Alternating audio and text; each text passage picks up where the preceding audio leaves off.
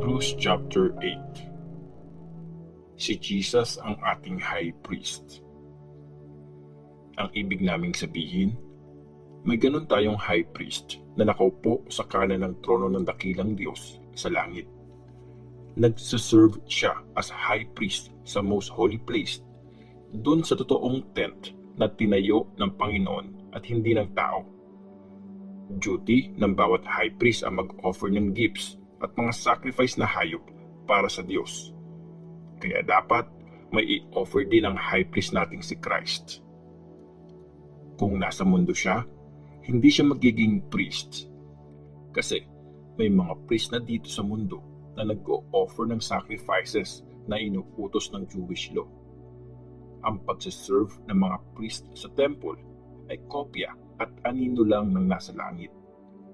Nung itatayo na ni Moses yung banal na tent, sinabi sa kanya ng Diyos, siguraduhin mong gagawin mo ang lahat ng kopyang-kopya sa pattern na pinakita sa iyo sa bundok. Pero ngayon, binigyan si Christ ng role bilang priest na mas mataas kaysa sa mga nauna. Kasi pinagkaisa niya ang Diyos at ang bayan niya sa isang kasunduan na may mga pangakong mas maganda. Kung walang problema sa unang kasunduan, hindi na sana kailangan ng pangalawa. Pero may nakitang mali ang Diyos sa bayan niya, kaya sinabi niya, dadating ang mga araw, sabi ng Panginoon, naggagawa ako ng bagong kasunduan sa bayan ng Israel at sa bayan ng Juda. Hindi ito magiging kagaya ng kasunduan ko sa mga ancestors nila nung araw na inakay ko sila at nilid palabas ng Egypt. Hindi sila naging tapat sa kasunduan na ginawa ko sa kanila, kaya iniwan ko na sila. Darating ang time na ganito ang gagawin kong kasunduan sa bayan ng Israel, sabi ng Panginoon. Ilalagay ko ang mga batas ko sa mga isip nila at isusulat ko ang mga yon sa mga puso nila.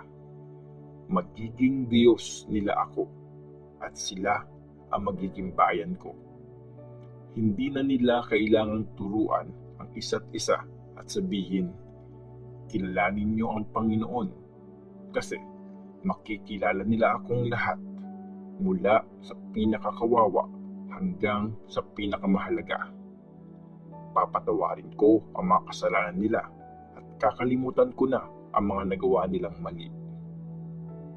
Nung sinabi ng Diyos na meron ng bagong kasunduan, pinawalang bisa na niya yung una, at ang wala ng bisa at naluluma ay mawawala na.